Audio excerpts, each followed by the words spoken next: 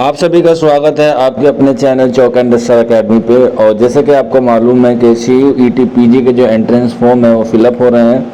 आप जो है वो 19 तारीख से अपने फॉर्म को भर सकते हैं। हमने उसके बारे में जो आपको रजिस्ट्रेशन कैसे करना है और आपके लिए सारी इन्फॉर्मेशन जो है चौक एंड रस्सा अकेडमी पर अवेलेबल है। आप प्लेलिस्ट चेक कर सकते हैं CUET 2022, उसमें आपको सारी इन्फॉर्मेशन मिल जाएंगी। या फिर आप हमारे कमेंट बॉक्स में भी हमसे पूछ सकते हैं, या फिर आप हमारे व्हाट्सएप नंबर 9045220432 पे हमसे रब्ता कर सकते हैं। तो अब काफ़ी सारे बच्चे पूछ रहे थे कि सर CUET जो हो रहा है PG में, उसमें कितनी यूनिवर्सिटीज़ को शामिल किया गया है। तो उसमें तकरीबन 42 यूनिवर्सिटी हैं जो सेंट्रल यूनिवर्सिटीज़ हैं, उनको जो है वो शामिल किया गया है। आप देख सकते हैं आपके मोबाइल की स्क्रीन पर जो है वो पूरी लिस्ट है। इसमें जितनी भी यूनिवर्सिटी हैं उसमें सारे नाम हैं। जैसे पहले नंबर पर आप देख सकते हैं बाबा साहब भीमराव अंबेडकर यूनिवर्सिटी है, उसका लिंक है और टाइप ऑफ यूनिवर्सिटी भी दिया गया है, यानी कि सेंट्रल यूनिवर्सिटीज़ हैं।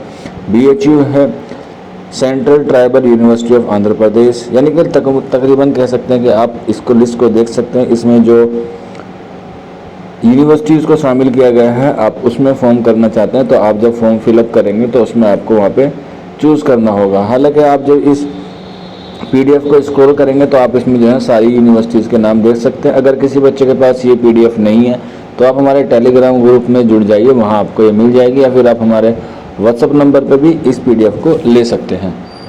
तो यहाँ पर काफ़ी बच्चे जो परेशान थे कि सर दिल्ली यूनिवर्सिटी को इसमें शामिल किया गया है, तो आप यूनिवर्सिटी की लिस्ट में देखेंगे तो दिल्ली यूनिवर्सिटी को शामिल नहीं किया गया है। इसके साथ साथ जामिया मिल्लिया इस्लामिया, अलीगढ़ मुस्लिम यूनिवर्सिटी और मानो को भी जो है इसमें शामिल नहीं किया गया। इसके अलावा जितनी भी यूनिवर्सिटीज़ हैं उनको जो है शामिल किया गया।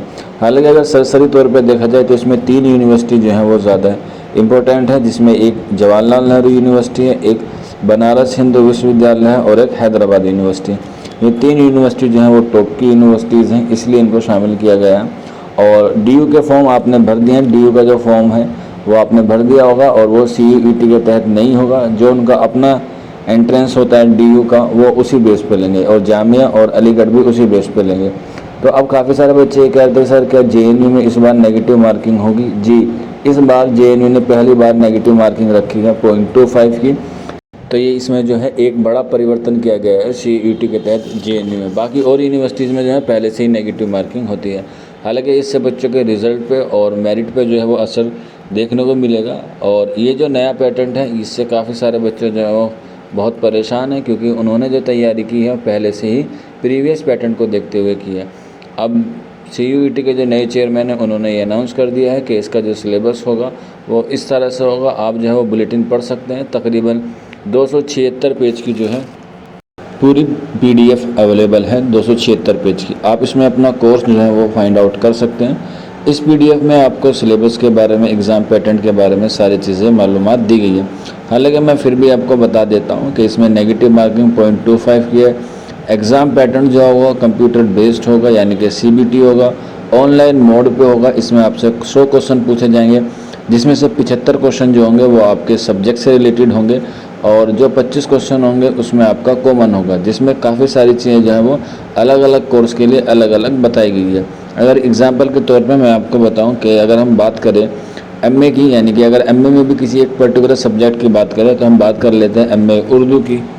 आप देख सकते हैं यहाँ पे आपके सामने सिलेबस आ गया जवाहरलाल नेहरू यूनिवर्सिटी के MA उर्दू का।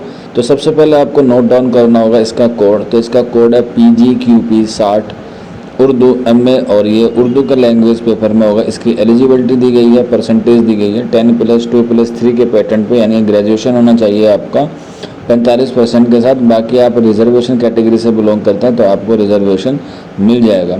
और यहाँ पे देख सकते हैं आप लोग स्टार बना के लिखा हुआ है language specific question would be in Urdu language only, यानी कि आपके जो 75 क्वेश्चन होंगे वो आपके उर्दू लैंग्वेज से होंगे। और अगर आप यहाँ देखेंगे पैटर्न के एग्ज़ाम पेपर में तो इसमें 25 क्वेश्चन आपको जनरल मिलेंगे, जिसमें कंपैरिजन ऑफ GK मिलेगा, लॉजिकल रीजनिंग मिलेगी, क्वांटिटेटिव एप्टीट्यूड मिलेगा यानी कि मैथ मिलेगा, और प्लस 75 क्वेश्चन आपके उर्दू से होंगे। तो इसी तरह से और भी लैंग्वेज जो होंगी सबको इसी सिलेबस के एतबार से आपको एंट्रेंस देना होगा। अब काफ़ी सारे बच्चों के मन में ये सवाल आ रहा है कि सर क्या जो मेरिट बनेगी वो 75 नंबर के साथ मिलेगी या दोनों को जुड़ के मिलेगी? तो इस बारे में जो है अभी यूजीसी ने कोई अच्छी या कह सकते हैं सही इन्फॉर्मेशन की तरह गाइडलाइंस प्रोवाइड नहीं किया। मैंने काफ़ी मरतबा फ़ोन ट्राई किया, लेकिन सैटरडे संडे होने की वजह से जो है वो वहाँ फ़ोन पिकअप नहीं हुआ है। तो आप लोग वेट कीजिए मंडे या ट्यूसडे तक का, मैं आपको इन्फॉर्म कर दूंगा कि इसके लिए आपको कैसे कैसे मैनेज करना है। और अभी तक ऑफिशियल वेबसाइट पे इसका सिलेबस भी अपलोड नहीं हुआ है कि जो 25 क्वेश्चन आएंगे उसके टॉपिक कौन कौन से होंगे, क्योंकि जी के तो बहुत तवील है, बहुत वाइड होता है, तो बच्चे कैसे कंपैरिजन करेंगे, कैसे तैयारी करेंगे। रीजनिंग में कौन कौन से टॉपिक होंगे, क्वांटिटेटिव एप्टीट्यूड में कौन कौन से टॉपिक होंगे, इसके बारे में जैसे ही कोई इन्फॉर्मेशन आएगी तो आपको बता दिया जाएगा। लेकिन फिर भी मैं आपको बेसिकली बताऊं कि 10th तक ही इसका लेवल आता है, तो ज़्यादा मुश्किल नहीं होगा आपको मेहनत करने में, क्योंकि सिर्फ 25 क्वेश्चन की बात है। और काफ़ी सारे बच्चे ख़ासतौर से उर्दू वाले परेशान हैं कि सर हमारा फर्स्ट पेपर कैसे कंप्लीट होगा। तो बेफिक्र रहिए, चौक इंडस्ट्रियल अकेडमी ने जब आपको नाव में बिठा दिया है तो आपको पार करके ही छोड़ेंगे, बीच नाव में आपको मझधार में नहीं छोड़ेंगे। और जो बच्चे, कोई और बच्चे अगर हमारे यहाँ पे जुड़ना चाहते हैं, जल्द ही जो है हम इसका जीएस वाला जो बैच है, यानी कि जो 25 नंबर आपके लिए अहम होंगे, उनके लिए जल्द से जल्द जो है वो नया बैच शुरू किए जाएंगे। क्योंकि अभी तो इसके फॉर्म भरे जा रहे हैं, अभी एग्ज़ाम आपको कम से कम 2 से 3 महीने बाद देखने को मिलेगा, क्योंकि अभी 1 महीना तो इसकी फॉर्म भरने की प्रक्रिया चलेगी। जुलाई में या अगस्त में जो है वो आपका एग्ज़ाम होने के चांस है। ज़्यादातर आपके जो चांस होंगे वो अगस्त में ही होंगे, जुलाई में भी बहुत मुश्किल होगा। ठीक है, तो ये सारी चीज़ें थी। बाकी अगर किसी को कोई डाउट है या कोई क्वेरी है तो आप हमारे कमेंट बॉक्स में हमसे पूछ सकते हैं, या फिर आप हमारे व्हाट्सअप नंबर 9045220432 पे हमसे रब्ता कर सकते हैं। क्योंकि हमारा जो मकसद है वो आपको बताना नहीं है जैसे कि अदर यूट्यूबर्स आपको बताते हैं, हमारा मकसद है कि आपको समझाना, क्योंकि बताने में और समझाने में दोनों में फ़र्क होता है। बाकी आप लोग जो हैं वो समझदार हैं। मिलते हैं आप लोगों से जल्दी नेक्स्ट वीडियो में, तब तक अपना ख्याल रखिए, तैयारी करते रहिए।